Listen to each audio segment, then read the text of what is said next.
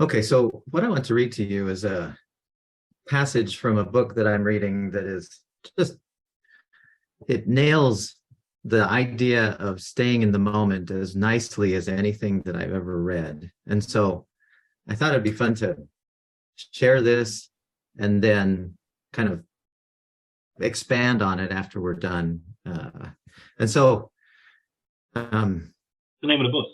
I mean, who's the the name of author? the book is called A Happy Pocket Full of Money, is the name of the book. A Happy Pocket Full of Money, yeah, by David Gikandi, I think is the last name of the author. It's a really good book. You'd like it, I think. Okay. Um, and he says in this book, in one of his chapters, he's talking about the importance of staying in the moment, living in the moment, experiencing this moment. He says this: everything happens now.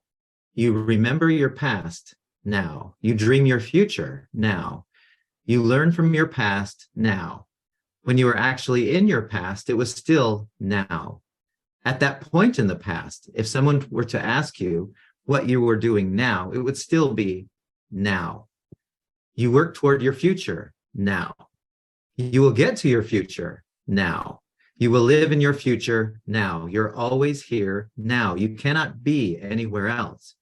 Being, isness, is only now. There is nothing you can do in any other moment except now. Try it. Do something yesterday or tomorrow, right now. Impossible. You can only be and do now. It is all now. Even tomorrow is happening now. You see how eternity works? It is inescapable, and trying to escape now in your mind is futile and painful. It is like trying to not be where it all is. That is why the Buddha, Jesus, and many other masters taught us not to worry about the future. They taught us to be still, to be present, to be aware, to enjoy now, to live one moment at a time, and to be conscious. And I love that quote because it really brings me back to the importance of focusing on what is happening here and now. Because whenever we get stressed, whenever we get anxious, whenever we get remorseful or angry, those are thoughts that are focusing on past and future.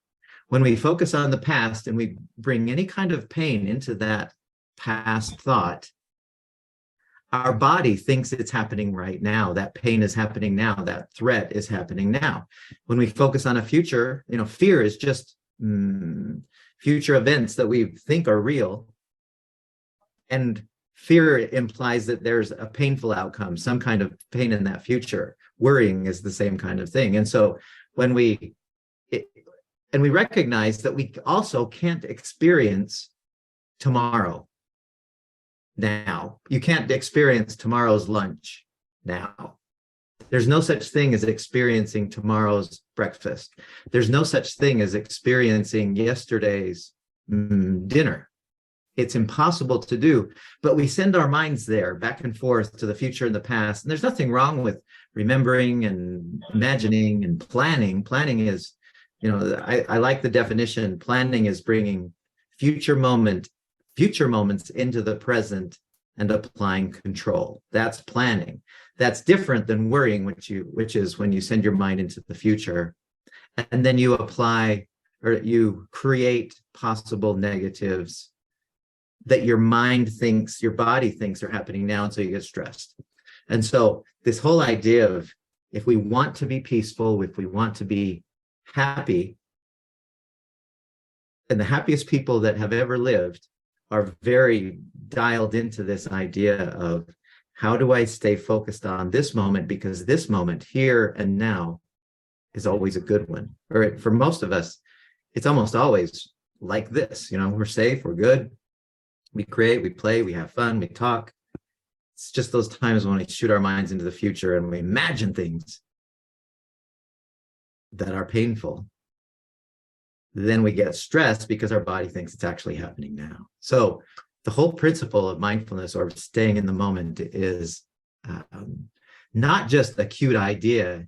It's the only idea that is real, because you can only experience I call experience our only reality, and that can only happen here and now.